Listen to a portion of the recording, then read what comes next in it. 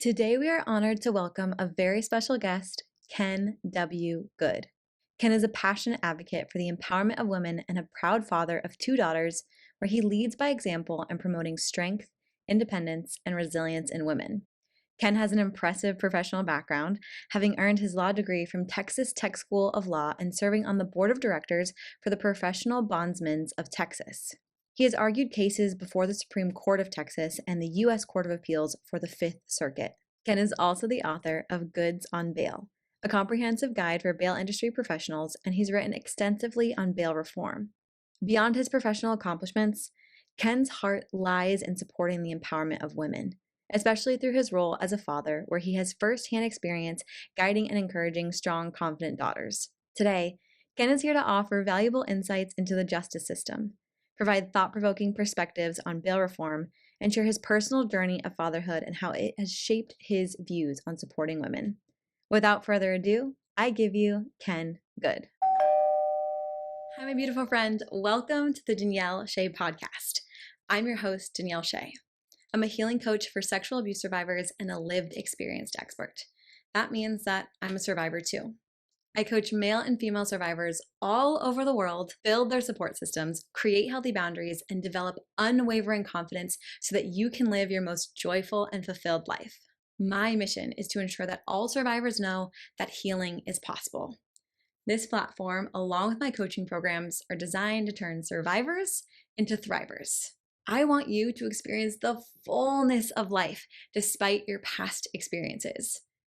Are you ready to reclaim your power, yourself, and your life? Yes? Let's dive into today's episode. Oh, thank you very much for such a kind introduction. Thank you for having me. I'm an attorney in Tyler, Texas, specializing in bail law. And probably the most important thing I would want people to know is I'm a father of two daughters, and I have always stressed to them the importance of women to be strong and independent. Love it. Love it. Well, Ken, we're so excited to have you here. It's definitely an interesting and different conversation that we're going to be having today. You're definitely going to want to listen. Ken has some really beautiful insights just on, the criminal justice system and family and education and how we support others, especially those of you who are listening to this podcast, survivors. So, Ken, before we get started on kind of the things that we want to talk about today, let's just go over some basics. So, What is the bail? What is a bail bond? Why do we care? Well, I think those are kind of a really good and important place to start. When you get arrested, the court has the ability to make you respond to the charges. One of the ways they have to make you respond is to keep you. And bail is what we've come up with to allow you to be released from jail.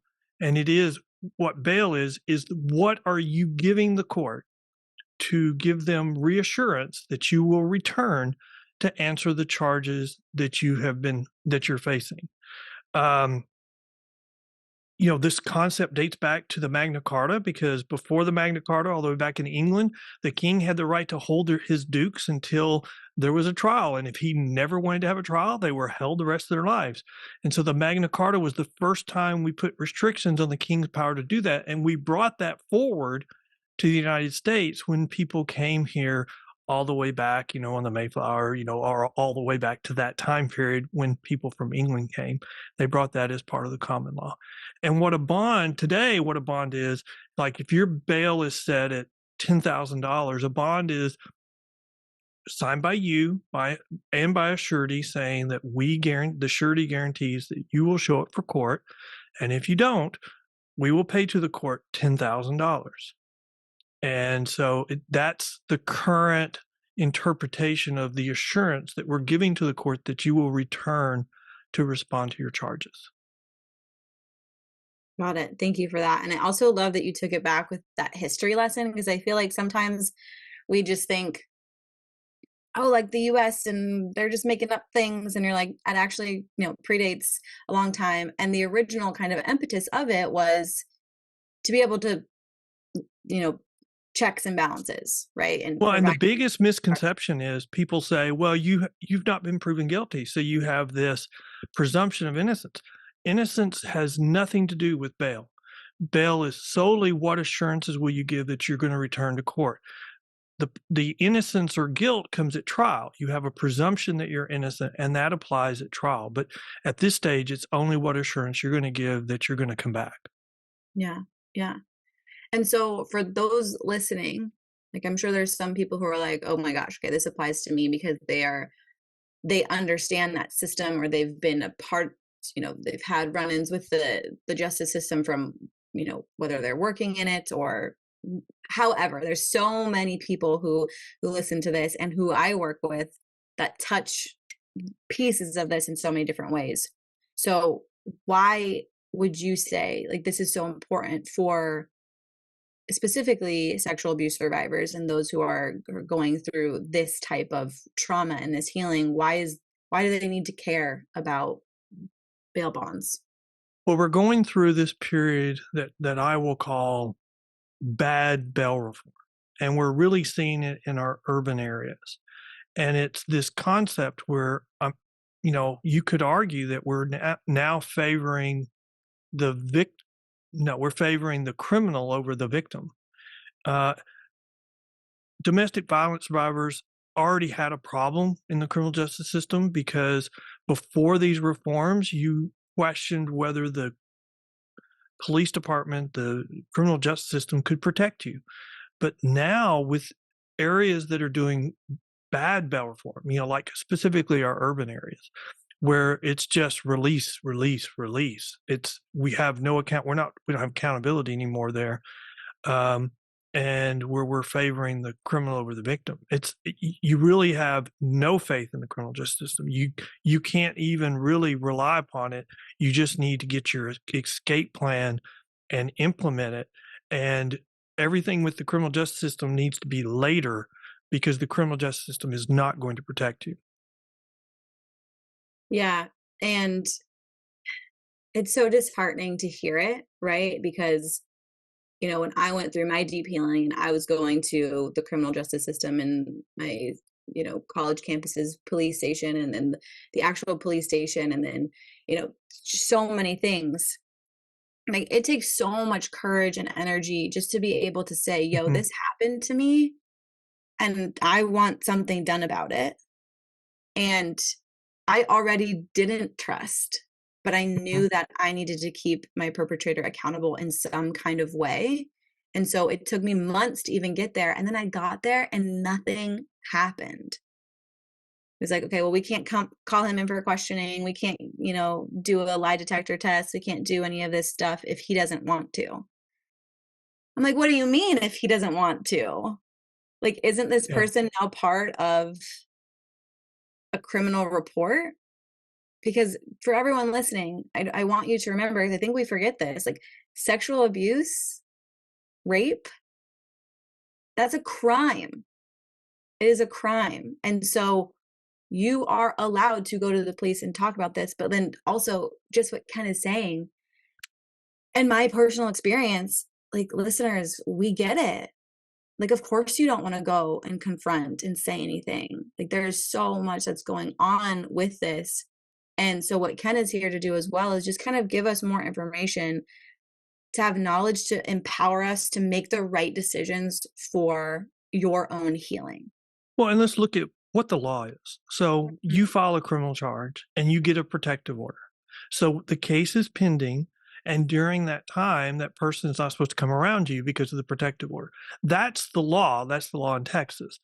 But in these simple release mechanisms in these urban areas where they're just implementing simple release, they're not going to be held for any time. I mean, like in Texas, domestic violence a lot of times is a misdemeanor. And so they have to violate the protective order before they can be held without bond. And so if they're just going to be released within a couple of hours because of this simple release theory that they're applying, there's no cooling off period. There's no calming down. They're still mad. Yep. They're blaming you for what just happened to them. And the violation of the protective order could involve death.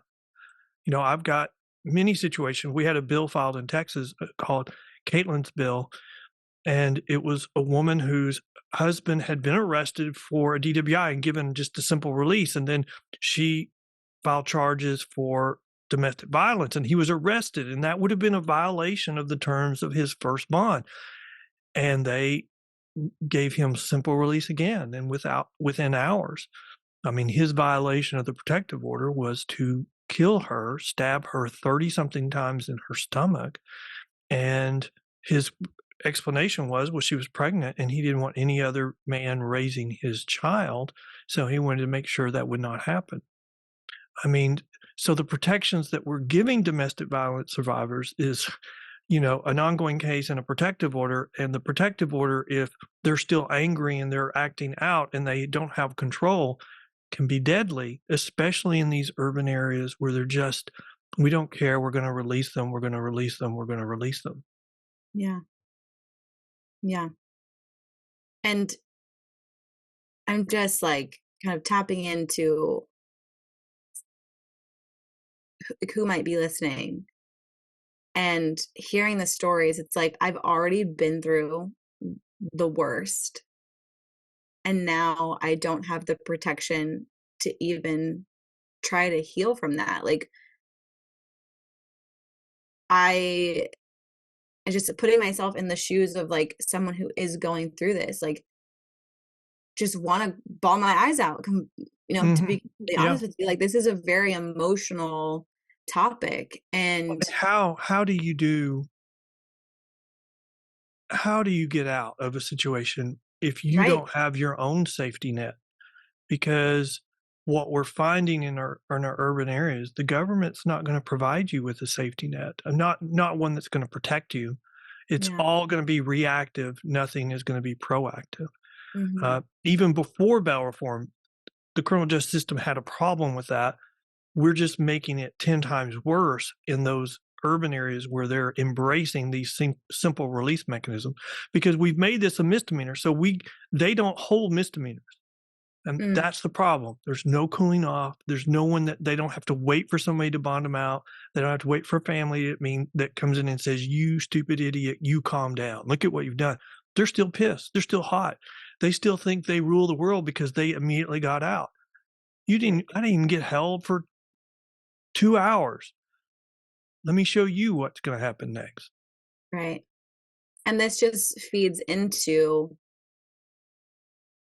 the proof that sexual abuse of any kind, sexual violence of any kind, is a power dynamic. It's about power. And so then when you slap someone on the wrist, like, that doesn't do anything to the power dynamic. That just goes, oh, I'm powerful enough that I can get away with things. Like, I can loop the system. Well, and we need to do something about that, because 100%. in the criminal justice system, domestic violence cases already have a reputation of having a 50% dismissal rate, which makes sense when the power dynamic is such. You have to go hide, so then you're not there to be a witness, and you can't rely upon the system to protect you. I mean, I've seen examples in Harris County of one person where the guy keeps violating the protective order, and they don't ever do anything. They arrest him, but then he gets released. Arrest him and gets released. It's just, thank God he's not doing anything. I mean, he's not killing somebody. I think the last time, after 4 or 5 times, he actually, choked her. And they finally took stronger action. But we need judges to be more proactive. If there are any violations of a protective order, they need to take a strong stance on that. I mean, a strong stance. They have the right under Texas law to deny bail. So there could be a substantial cooling off period that's authorized under Texas law that judges are not availing themselves of. And in these bad bail reform areas, and we have it in Harris County, which is Houston, it's a misdemeanor. So they are setting up a charged-based release system where, well, that's a misdemeanor. We're just going to release them, no matter how many times they're charged with that. And that's not working. Crime is going up. We have studies that show that. And it's just not a good situation. We're making our urban areas, which are already have suffered from so many different problems, and making it worse. Yeah. Okay.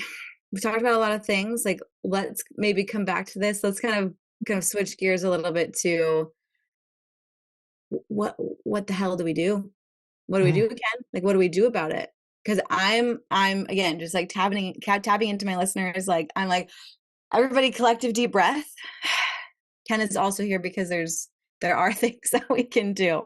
So, as voters, as citizens, as people who are part of a society, what are the steps that we can do to support the reversal of this, or different laws or different things to kind of come into place? Well, I think first thing we need to do, and we need to contact our local elected officials, and we need to tell them that if you're in an area that has adopted these bad bail reforms that are causing crime to increase, that someone needs to say, hey, we need to be a part of the conversation. Domestic violence survivors need to be a part of the conversation. What you've done is made it worse for us. Not just worse, I mean 10 times worse. But also, I think we also, as a society, need to reinforce families.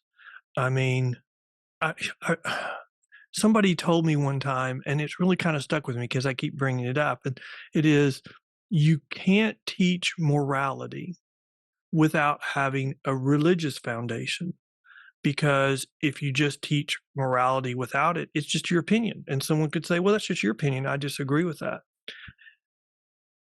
And I really think that has stuck with me because, AA is a nationwide program for Alcoholics Anonymous, and it's very successful. Nobody really questions it. But at its heart, it has a system that recognizes a supreme being. It can be whatever your faith says a supreme being is, but it is founded in a concept of a supreme being. So I think we have to go back and we have to take out this concept that we can teach morality without a foundation in religion, some kind of religion, any kind of religion, because it just doesn't work. I think it says what we've been through shows that that's an absolute failure. And then I think we need programs that reinforces family instead of makes them easy to tear apart. And I don't know what the solution is for schools. Schools have completely failed, especially in the urban areas. The dropout rates are so terrible. I mean, one of the number one factors for people getting into trouble with the law is that they have no education. So, if we're dumbing down the whole school because we want everybody to be successful, but then nobody that graduates can read, I don't call that success. They've got a piece of paper, but they cannot function in society. And so they're all going to fail. And you think that, oh, that's not happening. Yes, it's happening in our urban areas where whole classes are 1, 2, 3 levels below reading. And we just can't have that. We cannot have that. We have to, we have to push everybody up, not pull everybody down. I mean, look at the state. What was it? Washington that just got rid of all of their advanced programs in their high school or in their schools because they thought they were too white, too Asian. So we have to pull everybody down instead of giving incentives for them for the minorities that they wanted to be in it to excel. We're getting rid of the program and pulling everybody down. We're dumbing down our society because, well, I don't know. I don't like the argument on why we're doing it. It's anytime we're dumbing down our community, that's not good. And I don't know how we fix that, because I think that's a systemic problem where politics has completely taken over the schools. And I think you're going to see probably the way to fix it right now is to privatize schools, and that'll never happen. So I don't know what the fix is for fixing the problems that we have with education in our urban areas. Yeah. And that's okay. We don't need to solve all the world's problems right here with this one episode and in this less than an hour conversation. But I think that all of the points that you said, right, there's something to consider. There's the first, what do you do about, with anything, since especially if you're in the United States, like we vote with our dollars. We vote by actually voting, like going to the ballot box, actually voting, and becoming educated about the things that you're voting on, right? Like not just checking a box because you don't like this person or you do like this person. Well, and or it's whatever. now at the point where we vote by our feet. The mayor of New York City recently said on a podcast that I was watching, he said, the foundation of any society is public safety. Mm, And if we don't have public safety, we don't have a society. And, mm, in our urban areas, a lot of places right now, we're having problems where we don't have public safety. And as a result, we're not having much of a society in those towns. yeah. And so, just everyone listening, I just hope that this is kind of giving you some food for thought. Like, what is your role in that you're playing right now in society? And, you're an educated person because you're listening to podcasts, right? You're coming and you're showing up and you're trying to get different perspectives from different people. And then, okay, if you have a family, what are things that you're doing just in your unit? What are things, if you're a teacher, if you're a educator of some kind, what are things that you're doing in your schools? And listen, people, I know that we are all burnt out. We are all tired. There is so much going on. And we're at a point where, like, we're on the uphill, right? We're trucking along, but we got to keep going. We can rest, we can sit. We got to keep going and not stop, because there are symptoms that are widespread. And that's kind of what Ken is pointing to, right? Like, we have these bad bail reforms, and where does it all start? Well, if we peel back all the layers, it starts in the family, it starts in the schools. And so every single day, you making good choices and doing things and taking, a reflection on your part that you're playing in your own life and in your own story and in society is supporting these different changes and moving forward, and your voting and everything like that. And I really love what you said, Ken, about voting with our feet and out there in public safety, because it does not feel safe out there right now anywhere. But And so, the response we're hearing is that, oh, crime's not going up. It's just a perception issue. yeah, So, they deny, we're just wrong on perceiving that crime is going up. And, I would point to, really, I mean, the city of Oakland, the NAACP there issued a letter to all the public officials saying we need a state of emergency on crime. And the DA's office there attacked them, saying you're just using Republican talking points. And the regional NAACP group came out and said, no, we got a crime problem and we need to address it. And mm-hmm, so I think there's this political side of the argument that just they can't admit it's a problem, because if they admit it's a problem, then they're going to get blamed for it. So they have to deny that it's a problem. And we can't fall for that. No. I mean, we use this identity politics. So we give you all the reasons why you can't vote for the other side. But I think we're now at the point where we say, if you cannot provide me with public safety, I will not vote for you, period, mm, until it's yeah, addressed. yeah. And just to kind of point out something that you said here of, well, if I admit it, then it means that I have to do something about it, right? Mm-hmm. And so if we could just all take a pause and kind of apply that to in your own life, right? Like, Mm-hmm. you have to admit you have a problem, or you have to admit True. that you need support and you need to ask for help. You need to admit that you need to do things. The admitting part is step one. And then that's when you can start doing things. So I know that we're here to talk about laws and and safety and things like that. But listeners, like, for your own healing, what Ken just said right there, that applies. Admitting is the first step, and then we can start solution development and things like and going through these various aspects of healing.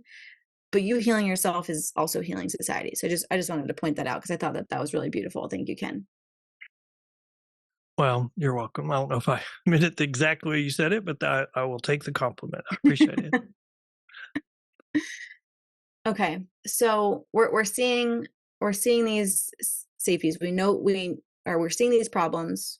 We have identified what the problems are. We've identified that we need to vote um with an educated mindset, and with and then going through in public safety. So what are other ways besides voting with our dollars with our feet that we can kind of start making additional changes? And it doesn't necessarily need to be with public safety. It could be with bail and things like that. How do we become educated? What are the resources that we can use to become educated to start solution development? Well, I think always educating yourself is always a good place to start. I have my own podcast called The Bell Post, and you can find it at thebellpost.com. I focus on criminal justice issues. We also have our website called pbtx.com. We have a blog where we highlight important stories in the news that are criminal justice related. So we highlight when things are going bad in these areas where they're adopting simple release mechanisms. And I think what we're coming more and more to the conclusion is, these simple release mechanisms, they know what they're doing. They know exactly what they're doing. They're not intended to lower crime. They're intended to decrease the population of their state prison or their county jail, whatever. It's whatever's overcrowded. It is, and they're going to keep doing it until the public says stop. Look at California. I mean, if we had time, I would go through all the history in California of the case that required them to reduce their jail population. It had nothing to do with crime. It had everything to do with medical care. And so they were ordered to reduce their population because they couldn't provide proper medical care. Everything since then, in my opinion, has been to reduce the jail population of their state prison population. And they've even pushed some people from the state prison down to the county level to force the counties to release them. So it doesn't have anything to do with fighting crime. They know what they're doing is increasing crime. They just don't have any will from the public to build additional capacity. Same thing in New York. New York, Rikers, island is out of date, crazy, needs to be redone. They don't have the support in the public to build additional capacity. So all they can do is reduce the jail population any way they can. And that's what we're seeing they're doing. They're setting up policies that they say, oh, we're going to release more people from jail and that's going to make us safer. That doesn't make common sense. If it doesn't make common sense, it's not actually the truth. And so the truth is they're just reducing their jail population until this public demands they stop doing it. And that's what we're seeing. Mm-hmm. And we have to stand up to our politicians and say, stop it. And, going to a fundraiser for them, walking neighborhoods with them, putting up a sign in your yard for them, for the candidate that says they will stand up for public safety, that sends the biggest message. When you're investing your time and your efforts to support somebody, not only do they remember it, gives you an opportunity to tell them your stories, the stories that you have to share. And I have some state legislators who I have their cell phone. When they're calling me to ask me my opinion about a criminal justice issue, then you've done everything you can do. They trust you, they rely upon you, and they want your input. That's all we can do. Yeah. So then what are some things that we need to look out for? Because I feel like there's a lot of misinformation, right? Especially when it comes time to going to the ballot box of like, vote no on this, but it actually means yes. And there's all this different kind of language that is done purposely to be confusing. So you don't actually know what you're voting for. Unless you've done the research to go in there. So what are some maybe key talking points or key things that people should be looking for when it comes to making their best decision on a candidate for public safety? If they are taking discretion away from the trial court, that's a red flag to me. Because what that does is, they say, well, we're protecting the poor, so we're making the judges release poor people. But the problem is that's a cover for we're setting up a charge-based release. So no matter how many times you commit that crime, you're going to be released because we're considering that a low-level crime.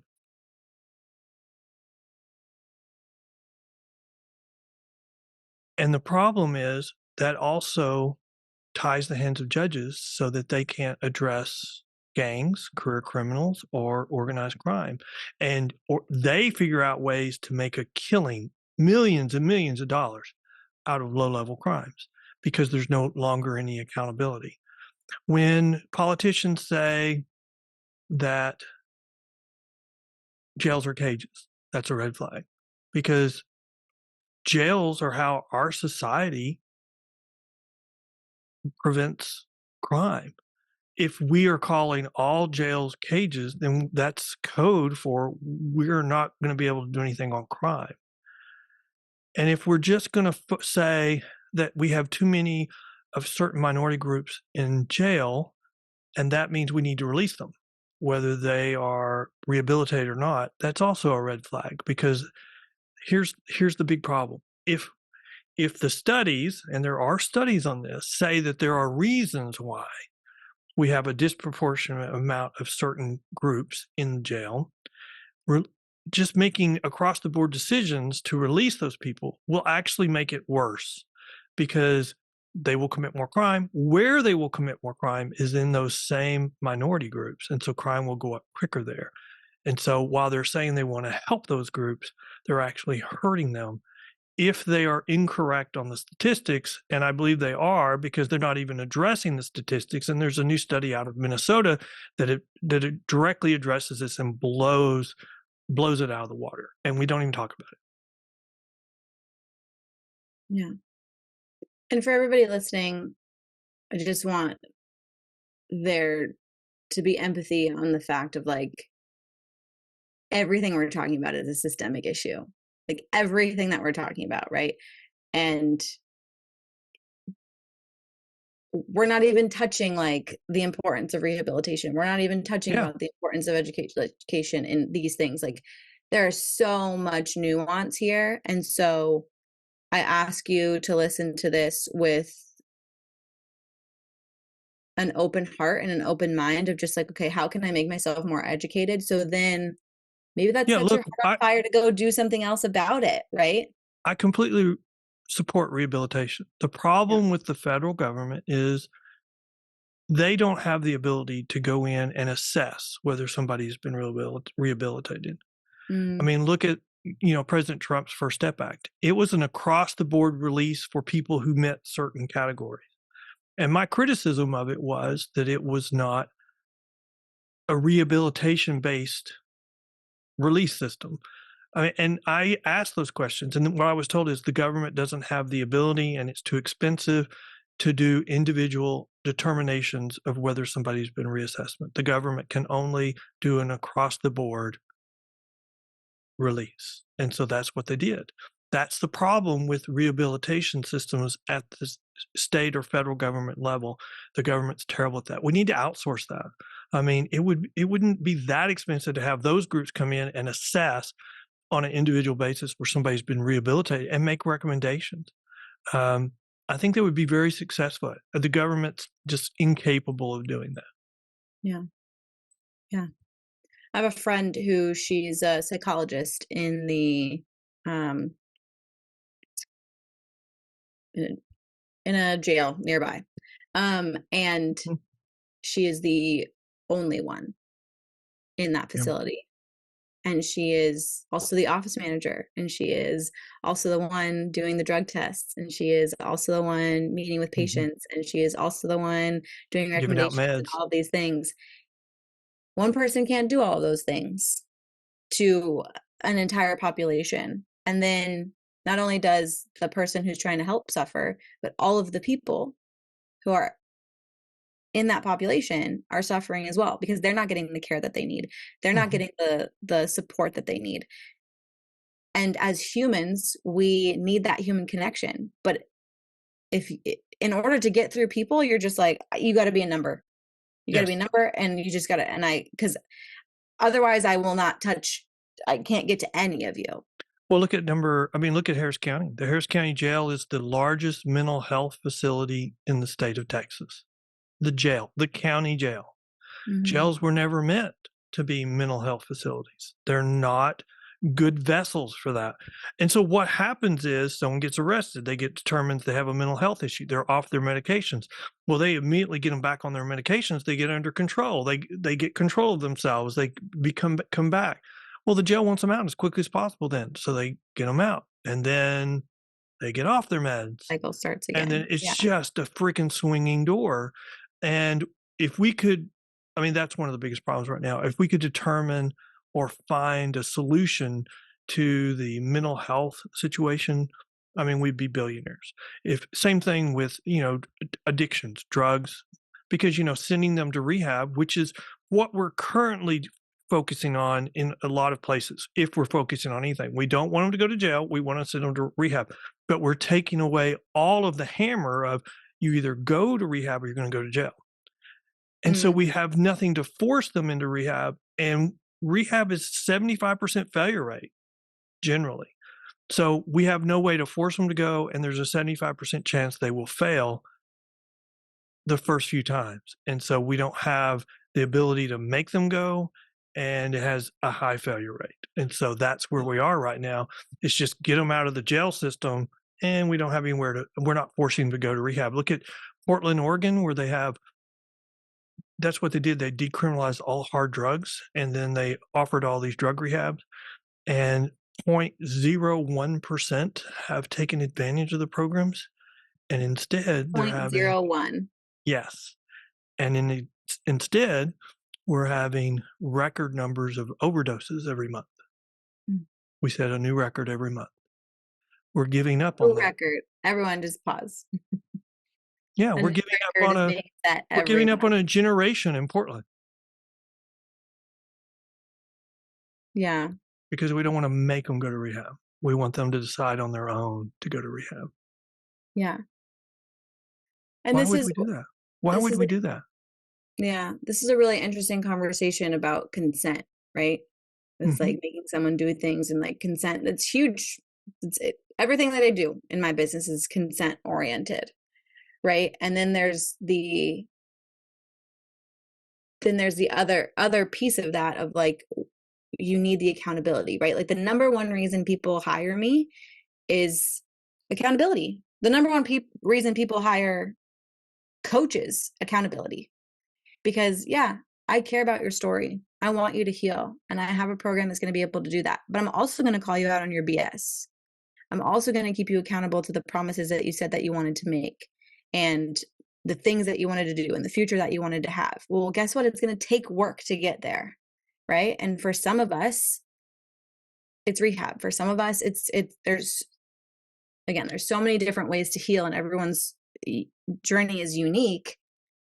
But under where old is system, the accountability exactly on what you're saying? Where is it? It doesn't exist. And under our old system, you still had consent because they had to consent to go to rehab, or if they didn't, they went to the state prison.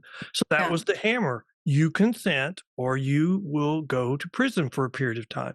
And when people consented, maybe there was a failure rate. I mean, we used to have a whole bunch, in our urban areas, we used to have a whole bunch of drug courts that were highly successful. We're getting rid of drug courts left and right because you know why? We don't need them because we're no longer forcing people to go to prison if they don't go to drug rehab. So there's no reason to send them to drug court because there's no hammer anymore. Yeah. And what are we doing? We're losing those people. We're losing them to drugs. I have a sister who had a car accident in 1989. For the next 30 years, she had a prescription drug addiction because she broke every bone in her face. And we tried everything. I tried to get her put in jail at one time to get her off drugs. Everything failed until she got old. We're old now. And I finally had her declared incompetent, and I was appointed her guardian. And I got her into an assisted living facility to regulate her medications. Her last 4 or 5 years was the best year she's had in 30 years. Her drugs were regulated. She wasn't able to abuse them. She had so many friends, even though they were a lot older than her in the assisted living facility. She was like the cruise director.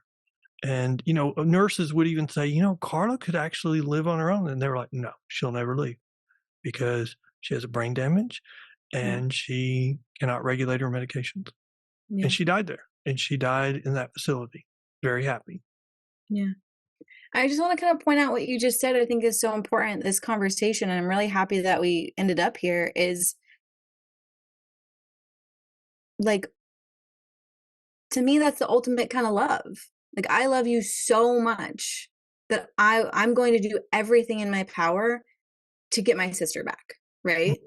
And if the decisions that you had to make were not easy decisions, the decisions that you had to make, I'm sure, were not out of malice. They were just, how do I get my sister back? Like, how do I support her in her best way? And sometimes that's with really harsh consequences. Because if you Well, keep making the same mistake over and over again, right? Like, what am I doing if I'm turning a blind eye? And well, okay, I just want let's to pause right here. That's a really big generalization, but based off of the conversation that we're having right now with Ken. but let's apply this to the domestic violence area. I Yeah. mean, let's make an analogy. So I meet somebody who my family considers toxic, and they're telling me, don't marry her, don't marry her, don't get with her. And I'm like, no, she's everything. She's wonderful. And so my family takes a step back because they don't approve. And so the relationship develops and it's every bit as toxic as I was warned. I would say, from what we talked about, the family involvement, the support system needed if we're not going to have the criminal justice system to be able to escape that type of relationship. I mean, you're going to have to reach out once again. I mean, you have to reach out to your family. I mean, if you don't have a court system that's going to help you, your family is your best option. I mean, you can have friends, but friends and family are your best option. And just like in the courts, yeah. I mean, in the courts, the last people that are going to leave you or abandon you to the courts on bail reform is your family. You're going to have to screw them many times. Same thing here. You may have to reach out to them and you may have to say, look, this turned out to be just like you. You said it and you were right. I need help. I need your help. I can't do this on my own. And I think you will find they will reach back, because that's the way it was with my sister. I couldn't help her. I couldn't save her. And she was in a situation where I just had to take a step back, and I took a step back for many years. Yeah. But when it came time, and that's a whole story itself, but when it came time, I was asked to step back in. And, I really did want to. Yeah. But if I didn't, nobody else would. Yeah. And, I have a religious background. And so I just, I'm a Christian. And so I was like, what am I going to stand and, tell God on the last day when I was given an opportunity to stand on my beliefs, to do what I always say we should do. And so I did. And it was hard. It was the hardest thing I ever did. And family was not helpful. I mean, family was not helpful. I mean, they were not only not helpful, they were destructive. And they made promises that they didn't keep. And I probably will never forgive them. But by doing all that, I was able to give my sister her best 4 or 5 years. Yeah. And I resented it for the first couple of years. And then we got to the point where we were talking every day and I was looking forward to it instead of resenting it. So, Yeah. it And that right there takes is that like, time. yeah, it's such a healing journey. And I think that sometimes we talk about these things, and again, I'm really happy that we got here, because I think we can talk about these things. People are like, well, they don't know and they haven't been there and blah, blah, blah. It's like, no, none of the things we're talking about are easy things to do. Yeah. Yeah.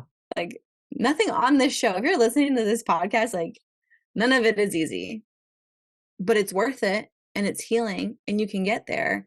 And there are steps, and there's hope. There's always hope that it can be a different way. And a lot of it's going to suck. It's just straight up going to suck.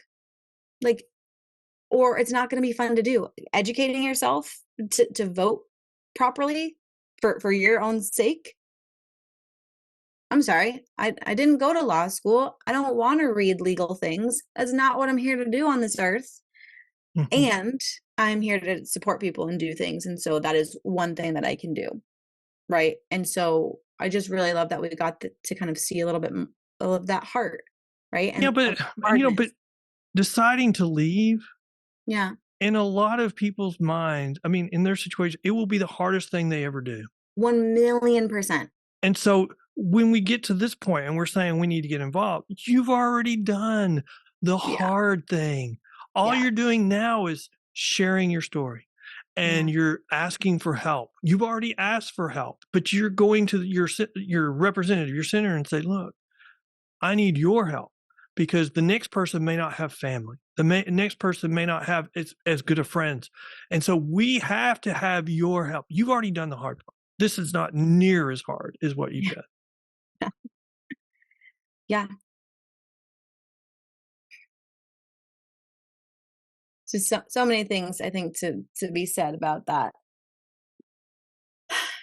And just okay, I'm going to highlight this thing and then maybe some other things because my brain is whirling right now.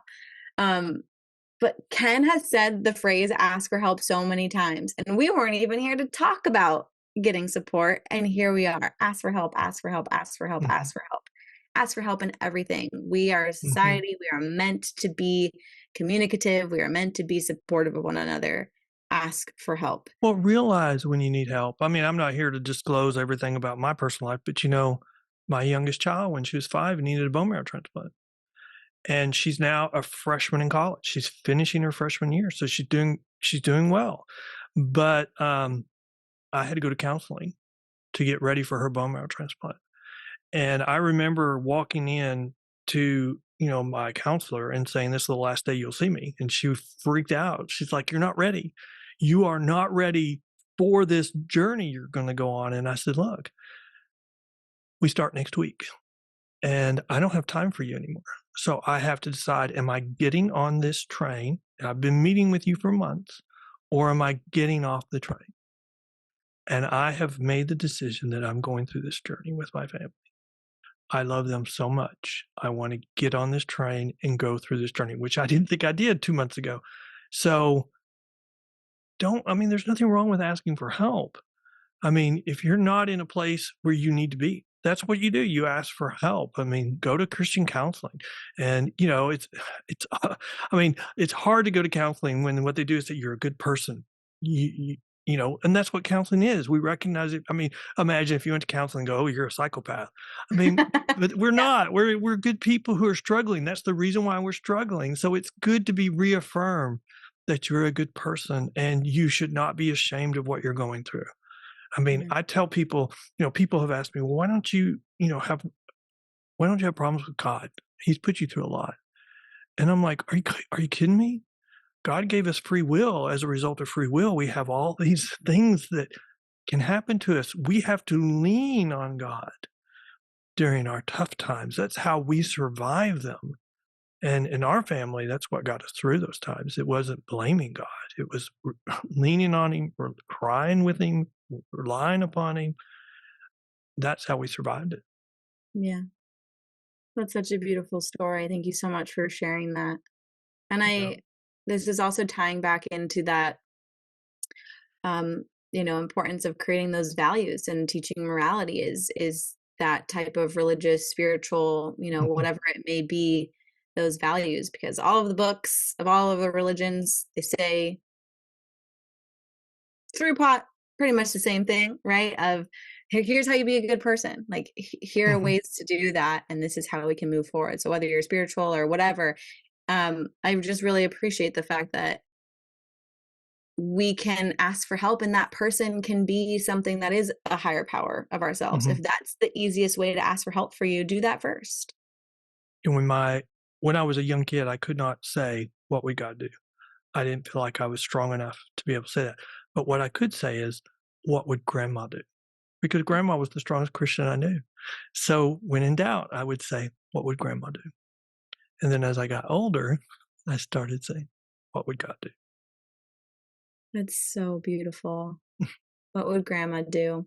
Mm-hmm. I want a t-shirt. I want bracelets that say that, because there's so much that I do in this work that is because of my grandmother and the things that she experienced as a child and the way that she walked life as well. And our parents are gods, right? When we're younger, you're like, Oh, you are this being that I do not understand. And then we go through our teenage years and we're like, you're the worst, because we realize that they're actually just people too. They're not these superior beings. But yeah, that's so incredible. What would grandma do? I love that. I hope every parent goes through this period that I experienced with my daughters. Each one of them, because it just really made me upset, made me sick. But each one of my daughters at different times said, "Dad, why don't you run for president? You should be president." And I mean, I realized, I mean, I cried because both times I was like, I'm at the apex. I have nowhere to go but down in their eyes because they think that I am everything. And they are only, all they can find out from now going forward is that I'm not.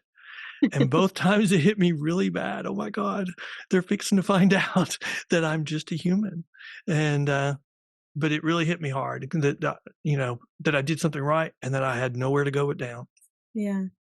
Okay, well, let's talk about that because you did something right as a parent. And one of the first things that you said was that you wanted people to know that you're a dad of 2 daughters. So we were talking about family. What are some other ways that if people listening to this as a family man and someone who also is privy on law, like what are things that we can do in the family dynamic and in the family unit to kind of take that step in our Okay, so this plan is for something I've actually thought of a lot, and I have done what I've done with purpose, because my father couldn't say "I love you." Mm, He was probably in his 70s before I really remember him saying "I love you." He just couldn't say it, mm, and and I grew up in a small town where it was very country, and so you weren't really considered a man if you had girls. You had to have boys, and so here I am having girls. And I just said, no, I reject all that. So you have to, our default setting is to do what our parents do. And you have to consciously decide to do something else to not do your default. And so my girls and my wife hear me say, I love you all the time. I mean, I pretty much say it every time I talk to my daughters. Um, One of the things that I do, I've always told my daughters they're young, they're strong, independent women, so they can do whatever they want. But I always, and this is because of my person, I'm always crazy.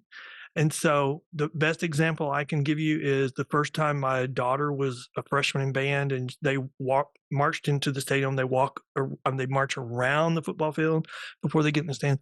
So I got in one spot, and as they marched by, I was going, "Yay, Darby!" And then I ran as hard as I could to get in front of the band. And then when they came by, I did it all again.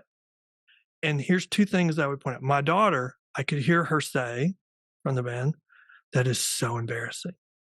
And then 2 rows in front of her, I heard a girl say, "I wish my dad would do that." My strategy is to be embarrass myself, because if I'm embarrassing myself, that sends the message to my daughters in my mind, it's okay to be embarrassing yeah, as long as you're doing what you love, what you yeah. think is right. And we laugh. We laugh a lot Mm, at family. We laugh at each other and we laugh together. And my family, my parents, you did a lot of game nights. We don't do as much, but that's because I'm the most competitive person there is, and one of my 2 children is worse than me, and so that we try not to be. you're like, for the family mental health, Yeah, maybe not. yeah. I mean, I like to say now that God didn't give me little boys because he knew how competitive I was, and I would be the worst dad standing on the sidelines going, "The ref is terrible." Oops. So he gave me girls because I couldn't do that at the back of the dance recital. Yes, you have to be quiet at dance. You You have to can be clap. supportive. I mean, I think the thing is get involved. I mean, when my daughters were graduating from high school, they're like, "You're going to be still working in the band concession stand now that we're gone." And I'm like, "Let me tell you one thing that's not going to be happening. I am not going to be working at the band concession stand because I did that to show I loved you. Mm, And now I'm going to show I love you by doing something that you're involved with in college, not working at the band concession stand." yeah. I love that so much. And like my mom, so I grew up dancing, and my mom volunteered every Wednesday at my Mhm, dance studio as a mhm, receptionist. And she had a full-time job and she was a single mom. Like, she didn't have to mhm, do that. She could have been out sleeping, like taking mhm, care of herself. Like, she worked at nights. mhm, Like, she slept 4 hours mhm. a day for 18 years. Yeah. Um, to be there for me and show up for me and doing those things. I love that. And it was a huge part of feeling connected to her because she was always going to be there. Everything you do is teaching a lesson to your child. And Mhm. so my oldest daughter was in dance. She was the captain of the drill team her senior year, but her sophomore year, was it one year she was in dance and band, and in December she talked her mom into dropping out of band and just concentrating on drill team. I was the president of band boosters then. And so my daughter came to me and said, well, you've got to quit being the band booster president. And I said, what? She said, well, I talked to mom into letting me quit band. And I said, well, first of all, we usually make decisions together as a family. So you knew what my position was. And so you may have gone behind my back and talked to, your mom into that. But I only control whether I resign as band booster president. And I choose to finish the year. So you may be the quitter, but I'm not. And I'm going to finish my year as band booster president. And it's hard to be band booster president when you don't have a kid in band, but that was the commitment I made. And so I finished it out. And so I thought it was important to teach my daughter that message. And I don't know if it stuck, but it was important to me to at least try. Yeah, time will tell. And I also just want to kind of shout out to the parents that are listening to this. And again, this took a turn we didn't know that it would, but I'm really happy we're here. And just like, if you are listening, you're doing a good job. Mm-hmm. You're doing a good job. Like if you are here and you are educating yourself, if you're listening to any kind of podcast that is, how can you just be a better human? Because we don't have a manual, right? Well, and then listening and to for these parents that are listening, I mean, the number one failure of my family that I tried to correct, from my parents to me, is my parents were both school teachers, coaches, and so we never learned that your success was my success. My success was your success. What I was always taught, well, why is your brother better than you? Why would you let your brother beat you? And so a lot of our problems later in life all became because we never saw your success as our success. So I have consciously done that with my daughters. Yeah. Anyone's success is the family success. There's no one is competing against the other. We're all rooting for each other. And, even to this day with Darby out of college and our youngest in college, she had a concert just last week and we were all there rooting for her. And I think that if I've done some things good, I think that's one of them. Yeah. I love that so much. So what are some things that you have done with your daughters as well to kind of foster that independent thinking and things like that? Well, anytime a daughter had trouble at school, I would want to go and throw a fit at the school. But one of my rules is I couldn't go unless my daughter gave me permission because, I'm an attorney. I do conflicts. I can do that. And my oldest daughter never gave me permission, never. And my youngest had a situation because of her issues. And so she asked me to go and we went. And just to see your child there with you defending them, and you're on the same team and you're not overreacting, you're standing up for them. I mean, I just tell you that that's something that they will never forget. And then I play stupid games, when Darby was little, when she was very little, my oldest was little, I would play this stupid game where you're holding your noses to each other and you'd say, I see your one big eye. I see your one big eye. Because you get your head so close that the eyes blend together. Well, I'm going to tell you. So when Laurel was old enough to do that to my youngest, I was walking by their bedrooms one night and I hear my oldest in there with her going, I see your one big eye. I see your one big eye. And, how like, I reacted. I'm the dad win. I'm like the big baby. I'm like, oh my gosh, they're doing it. It's not something I ever learned. It's just something I made up. And we have stupid little sayings like that in our family. And that's just stuff that we know. It's just things that bring you together as a family. You give each other little nicknames and you learn from your mistakes. I've made plenty of mistakes as a parent, but when you're going through, domestic violence, there is no book on how to get through this with kids. and how to be supportive and the situation you're going through, and whether your significant other is a risk to your children just adds a whole new level to it. and Mhm. and you just there's no book out there that says here's what you do 1 2 3 4. So you have to try, and you have to try and find out what works, what doesn't. I mean, I had a nephew who did not respond to corporal punishment. And, I grew up in an area where that's what you did. And that was the go-to thing for his parents. And I'm like, he's not responding. That makes him shut down. You're going to have to find something else that works. And so I'm a big believer in you try anything and everything until you find something that works. Yeah. Just don't give up. Keep fighting. Keep Keep fighting. fighting. Don't give up. Yeah. And for those of you listening, like everyone listening, like we're fighters. We didn't go through hell Absolutely. and back to live a mediocre life. I'll tell you that much. That's probably the best point right there. We didn't go through hell and back just to go through mediocre. You fought for this, so keep fighting. Keep fighting for your family. Mhm. And Because, ultimately, those middle years are awful, like you said. I mean, they can be awful. I mean, I call it the cold winter. It was the year where my oldest hit those preteen years, and then after that, it was the hot cold period where it's hotter cold, hotter cold, hotter cold. Well, you just never knew which one. You just yeah. got to get through them, and you just try to be consistent. And sometimes that's hard. We're just normal people.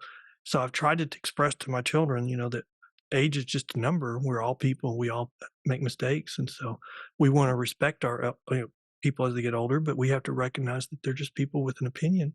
Our elected officials are people, and they're subject Mm. to influence. They're subject to people putting pressure on them. And, they know the mistakes they're making, but they also know that if they stand up and say that, they're going to get an opponent right now until that changes. So we got to get it to change.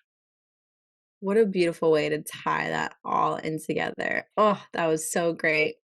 They're just people with an opinion, right? Yeah. They're just people like your boss, the CEO, the president, whoever, they're just people, right? Like I think that we also kind of put in this power dynamic as well, especially if you've experienced this type of trauma. You're just like, oh, well, they're the ones that hold the power. So like, I don't want to rock the boat, right? They're just people. You rock the boat. My family had a man that was my mom's dad. So my grandfather, I called him grandpa. And so I want to be called grandpa whenever I have grandchildren. But he was the anchor to our family. I have never known anybody like him. You did not say bad things to him about other people in the family because you did not want him to think poor things about other people in the family. I hope that one day I reach that level in my family.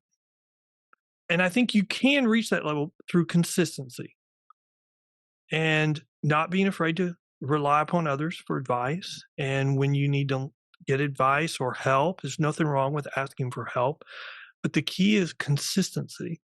When they know that you're always going to be there to listen to them, you're always going to be there to lean on, you're always going to be supportive. And, it's hard when we get our kids out of the house that you're always there in case they need to come back for a while. That's really, really hard. It's hard for me, especially when they come back with a Great Dane. but, but you to get through it. You want them to know that you love them. And, having kids is not an 18-year commitment. It's a lifetime commitment. Mm. And, when I was 36 when I got married, 35, 3 years later, had my first child. So I was older. I was a workaholic. I just was in my own little world. And then 6 years after that, had our second child. So I was well into my 40s, and she had issues. We were told 2 weeks. We had 2 weeks to decide whether to abort her, and she was born with issues. She had to have a bone marrow transplant, like I mentioned. She has arm issues. I can't imagine my life with all the problems that we've had, with all the issues, with all the challenges. I cannot imagine my life any other way. I can't imagine our life without our youngest. And I will say this, we went through some bad stuff. We went through some terrible stuff. We are a different family as a result of the things we went through. Like many, like domestic violence survivors, you become a different person when you get to the end. You're a better person. You're a much better person. You're more rounded. You faced challenges that you never thought you would be able to survive. I mean, we faced challenges. I mean, I remember when we were told your daughter is the sickest child at Children's Hospital. She is the sickest child in the neonatal, not neonatal, in the ICU. We don't know if she'll survive the day. And we did. And then we survived the next day. And then we survived the next day. And then on and on and on. I mean, I kept a blog during that period. And, so I would encourage if you are into writing, keeping a journal during this time, this terrible time that you go through is very therapeutic. It'll help you get through the tough and dark times. And I would even say that would be helpful to your children. I kept mine and, we had a donor from the Be the Match program, and you cannot exchange information until you're past donor a year. And so when the anniversary came, we were asked if we wanted to exchange contact information. And the first thing I sent them was a link to download all of what I call my blog, my journal, whatever. And when my daughter turned 16, I gave it to her as well, thinking, she'll never read this. I mean, she doesn't care. And I just made a comment to my wife one night. Laurel has not asked me a single question about that. I bet she hadn't even read it. She's like, she's read every word. She's come to me with questions, and she's cried a lot. I think your children seeing you go through those times and seeing your struggles and their struggles is therapeutic and is healthy, and also can be part of their journal. I mean, I really am very much into that. I kept a journal when my wife and I were engaged. I gave it to her on our wedding night. I kept a journal while we were pregnant with our oldest. I gave it to her when she graduated from college. I kept a journal with Laurel when we were pregnant with her, and I will give it to her when she graduates from college in 3 years. And then I kept this. I mean, it's going to be hard to keep a journal when I'm dying, but if I want to close it all out, I'm going to have to. Yeah. I did not expect to be holding back tears throughout our conversation today, but this has been one of the most emotional podcasts that we have had in the best, deepest, richest way. So I just really want to thank you for just all of the heart that you have had and brought up just during the show. And before we wrap up with our 3 speed round questions, is there anything that you would like to add or kind of point to? Yes. Trust is easily given. But when someone proves to you that your trust was given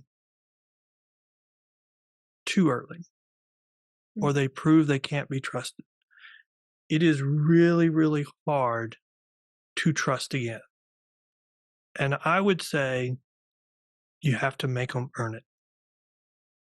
Because if something happens when they show you they can't be trusted, that usually means exactly what that means. You can't trust them.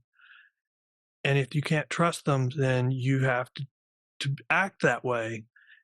And it's very, in my world, and I wish I wasn't like this, but in my world with my background and what I've been through, if I've given you trust and then you violated that trust, I don't know if people are going to get my trust again. I was thinking recently, has anyone ever violated that trust on the level that we're talking about today, and I've ever given it back? And I can think of one example where a guy asked me to be friends again, and he had done that. He had, we were partners, and he had just left one day and went to drug rehab, and there was other issues, and there were other allegations, and never talked to me again until suddenly, in front of a client of his, he was wanting to act like we were friends. And then he was like, "Can we be friends?" And he pulled me aside and said that. And I said, "No, we can't." we can work together. We can work on issues, but we can't be friends, and we're not going to ever be at the level we were because, first of all, there's ways to handle this. You didn't call me up and say, "Hey, can I come and have lunch? Can we talk about this? Can I apologize for what's happened?" You just in front of your client acted like we're friends, and the only reason why we're doing this now is because your client's on the other side of this door. And I was like, "No, you can't be trusted." And so I think that applies in various situations. If your gut tells you this person can't be trusted anymore, go with your gut. Go with your gut. And, you know, don't act rashly. I always tell my kids, act cold, calculated, and with purpose. I mean, that doesn't mean cruel. I mean, if you're going to have to make an exit plan, you're not going to willy-nilly it. You're going to have to plan it out to the nth degree. You're going to have to get friends, family, plan it all out, where you're going to stay, where you're going to be hiding.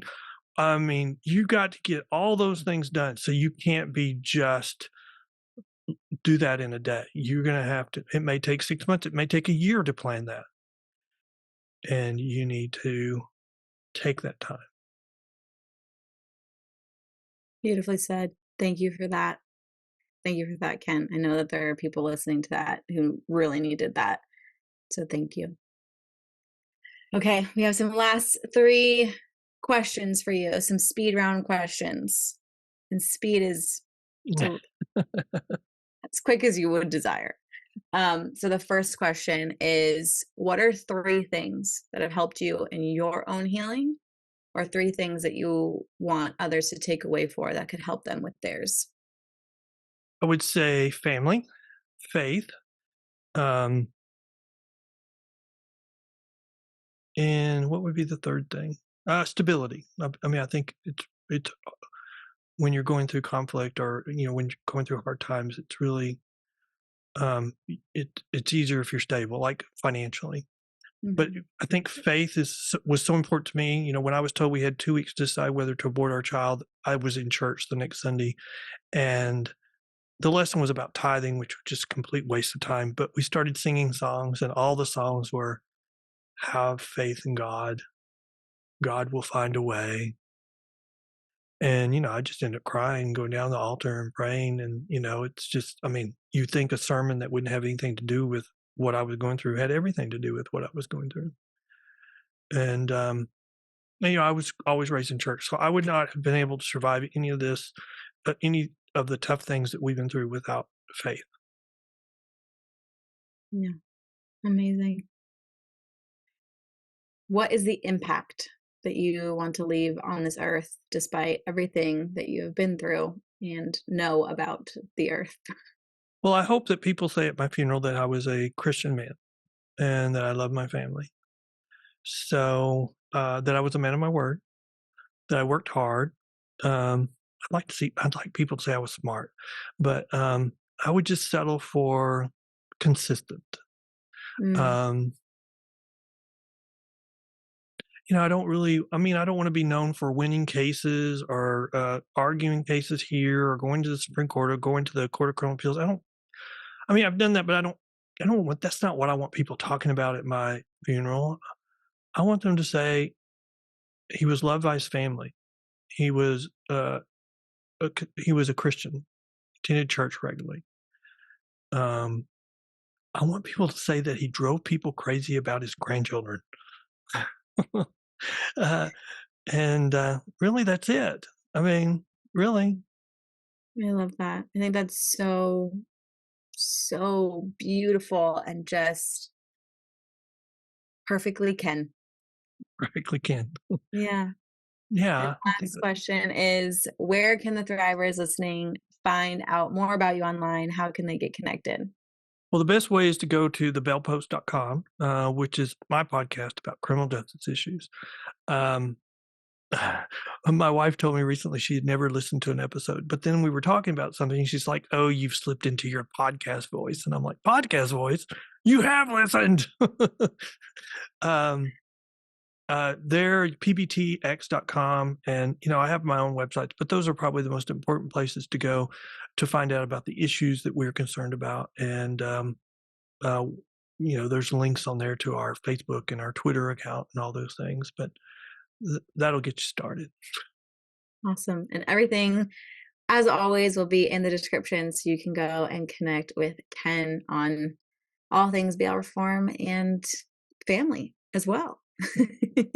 That's right. Thank you so much for your time, your energy, and just for holding space here today, Ken. I really appreciate it. Well, thank you so much for having me. I've enjoyed very much. Wow, that was incredible. Did you get as much out of listening to that as I did in creating it? I hope you did. I hope you found it helpful and powerful. And more importantly, I hope that you found that it helped you take action on your healing. If you know someone who could benefit from this information, then please share this content with them. And if you especially enjoyed this episode, then let me know your thoughts in the comments. Thank you for choosing to keep healing, growing, and making your way to your most joyful and fulfilled life. I'll talk to you next time.